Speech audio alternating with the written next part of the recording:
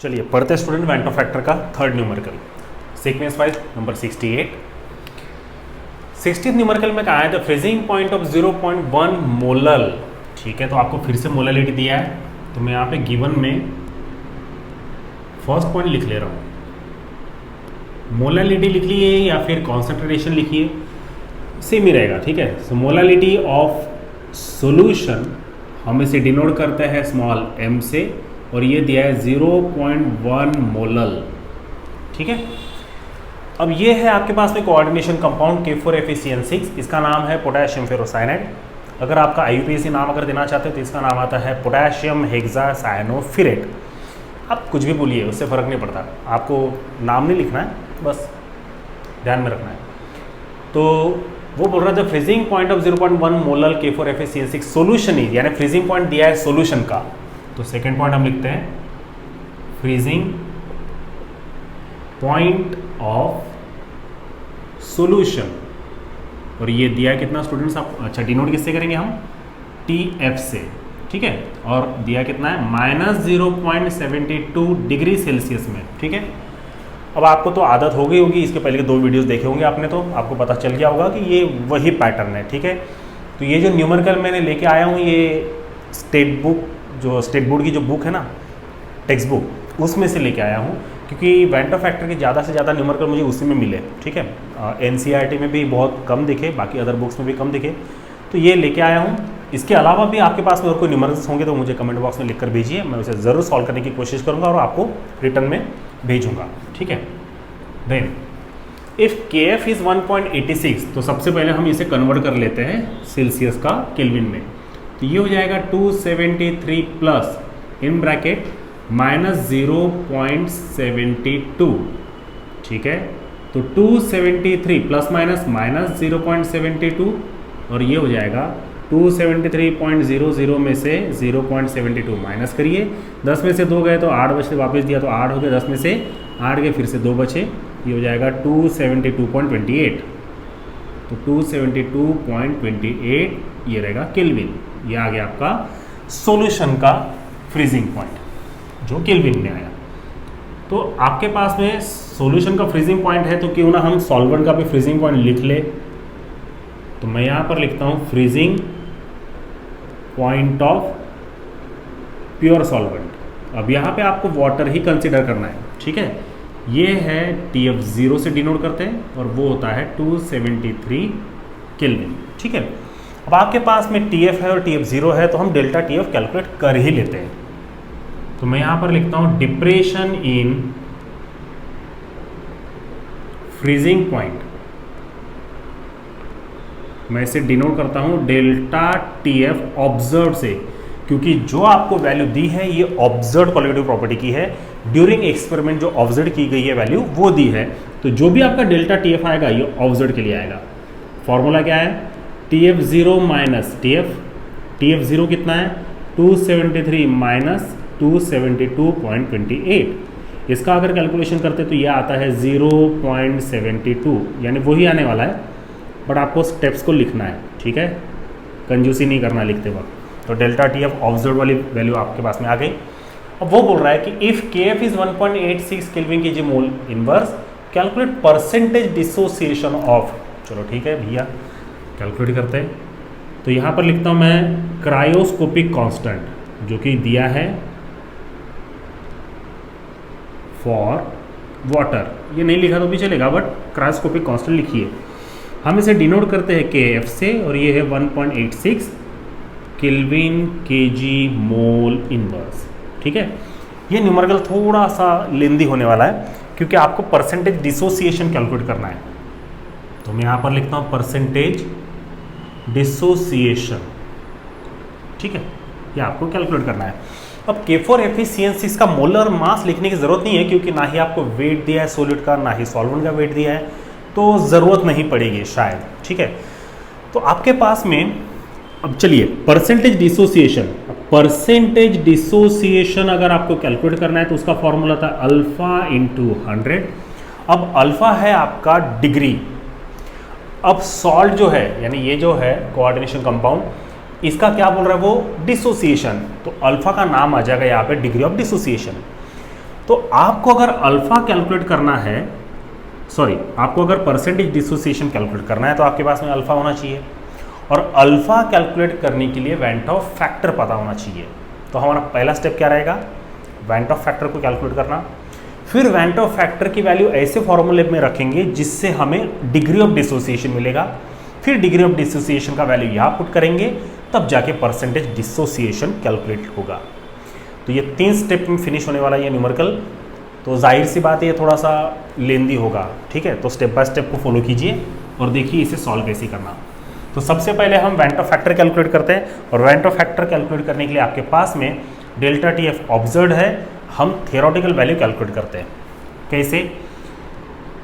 As we know that, जैसे कि हमें पता है, पता तो होता नहीं है बट क्या करें, लिखना पड़ता है ना, ठीक है। तो delta T F equals to K F into M. अब ये जो फॉर्मूले से हम वैल्यू कैलकुलेट कर रहे हैं डेल्टा टी एफ का, ये कौन सा रहेगा, ये रहेगा आपका थियोरेटिकल वैल्यू, ठीक है, इसे ध्यान में रखिएगा। के एफ का वैल्यू कितना है 1.86, मोलैलिटी कितना है 0. ये दिया आपको 0.1, तो ये कितना हो जाएगा 1.86 इंटू 0.1, ये लेफ्ट में एक डिजिट और शिफ्ट हो जाएगा, ये हो जाएगा 0.186 केल्विन। तो ये डेल्टा टी एफ आपने कैलकुलेट कर लिया, बट ये डेल्टा टी एफ कौन सा, थियोरेटिकल। इसे बेस में एब्रीवेटेड फॉर्म में लिखिएगा ज़रूर, ठीक है, ब्रैकेट में TH स्टैंड फॉर थियोरेटिकल, ठीक है। अब वेंट ऑफ फैक्टर कैलकुलेट करते हैं, तो मैं यहाँ पर लिखता हूँ van't Hoff factor is given as, ठीक है। चलिए क्या है formula student van't Hoff factor का, और एक फॉर्मूला है, और वो है delta T F observe divided by delta T F theoretical.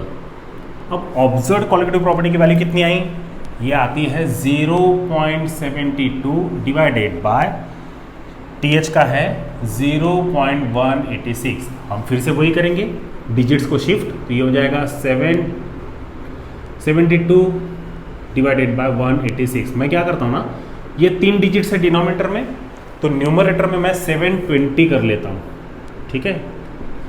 चलो अब आपको क्या करना है, लॉग, चलो तो मैं ये ऐसे ही रख देता हूँ, इंटू 10⁻⁻1, इसे लिखता हूँ मैं 10⁻⁻3, ये ऊपर जाएगा तो ये वैसे भी 10⁻1 ही हो जाएगा। तो उसके लिए आपको 72 का लॉग लेना है, जो कि आता है 1.8573। इस लॉग में से 186 के लॉग को हम सब्सट्रैक्ट करेंगे, है ना, यहाँ पे माइनस साइन है, ये डैश है, ये माइनस है। तो 1.8573 में से अगर 2.2695 को हम सब्सट्रैक्ट करते हैं तो आंसर आता है 12.5878, और जब हम इसका कैलकुलेशन करते हैं, एंटी लॉग देखते हैं, तो वो आता है 3.8707, ठीक है। अब ये 3 पॉइंट क्यों आया, क्योंकि मैंने डायरेक्ट यहाँ पे चेंजेस कर लिए, तो ये आता है 3.8707, ठीक है। ये है आपका वेंट ऑफ फैक्टर का वैल्यू। फाइन, समझ में आया आपको। अब वेंट ऑफ फैक्टर तो कैलकुलेट हो गया, अब आपको क्या करना पड़ेगा, अल्फा अगर कैलकुलेट करना है तो ये जो आपको सॉल्ट दिया है कोऑर्डिनेशन कंपाउंड, इसका डिसोसिएशन करना पड़ेगा। तो मैं यहाँ पर लिखता हूँ dissociation of given salt are, या फिर इज लिखिए, गिवन सॉल्ट इज, ठीक है। मैं ये लॉग कैलकुलेशन आप थोड़ा सा ध्यान में रखिए, मैं इसे भी थोड़ा सा रिमूव कर देता हूँ। तो ये जो सॉल्ट है इसका डिसोसिएशन कैसे लिखेंगे हम, ये लिखेंगे K4FeCN6। ये इक्विलिब्रियम कंडीशन में जब डिसोसिएट होगा तो इक्विलिब्रियम कंडीशन में क्या मिलेगा, 4 time K plus in bracket FeCN6 to the power 4 minus, ठीक है, यानी 4 कटाएं और 4 आनाएं, ये लिगैंड है इसलिए वैसे लिखना पड़ता है, ठीक है। अब ये होता है 1 माइनस अल्फ़ा, ये हो जाएगा 4 टाइम अल्फ़ा और ये हो जाएगा अल्फ़ा, ठीक है। अब आप बोलेंगे कि ये 1 माइनस अल्फ़ा कैसे आया, इसे 4 अल्फ़ा क्यों लिखा, इसे अल्फ़ा क्यों लिखा, ये जानना चाहते हैं आप, डिस्क्रिप्शन बॉक्स में लिंक दिया है, उस पर क्लिक कीजिए, थियोरेटिकल पोर्शन पढ़िए, हर बार नहीं बताएंगे, ठीक है। तो आपको ये करना है। अब ये हो गया। अब वेंट ऑफ फैक्टर कैसे लिखा जाता है, यहाँ पर हम लिखते हैं van't Hoff factor equals to I equals to, क्या है फॉर्मूला, 1 माइनस अल्फ़ा यानी रिएक्टेंट प्लस प्रोडक्ट का सभी का एडिशन कर लीजिए, 1 minus alpha plus 4 alpha plus alpha. ठीक है, अब minus alpha plus alpha cancel हो गया, तो बचता क्या है यहाँ पे, I equals to 1 plus 4 alpha. ठीक है, अब आपको क्या करना है, 4 अल्फा को वही पे रखिए और ये 1 को लेफ्ट में शिफ्ट कीजिए, तो therefore 4 alpha equals to I minus 1। समझ में आया स्टूडेंट्स, I माइनस 1। ठीक है, अब I का वैल्यू क्या है, ये है 3.8707 माइनस 1, ये हो जाएगा 2.8707, दैट इज 4 अल्फा। ठीक है, अब अल्फा इक्वल्स टू क्या होगा, ये 4 को अगर राइट में शिफ्ट करते ये जाएगा डिनोमिनेटर में यानी डिवीजन में, तो ये हो जाएगा 2.8707 डिवाइडेड बाय 4।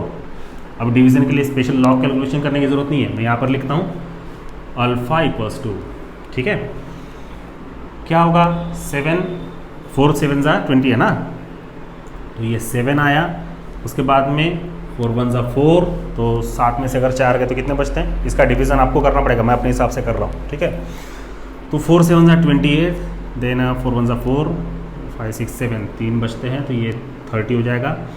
उसके बाद में 7 फिर से 7 आएगा, उसके बाद में भी 2 बचते हैं, तो ये 6 आएगा। ठीक है, और 4 डिजिट के बाद में पॉइंट है, तो 0.7176 ये आपका आंसर आता है, 0.7176 ये आ गया अल्फ़ा का वैल्यू। बट आपको अल्फ़ा कैलकुलेट नहीं करना है, आपको परसेंटेज डिसोसिएशन कैलकुलेट करना है, तो आपको तो न्यूमेरिकल लिखना पड़ेगा। चलो लाइट्स ऑन कर लेते हैं।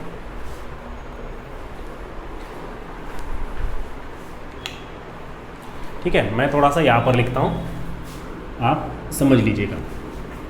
Percentage dissociation equals to alpha into 100। Alpha का वैल्यू कितना है स्टूडेंट्स, ये 0.7176।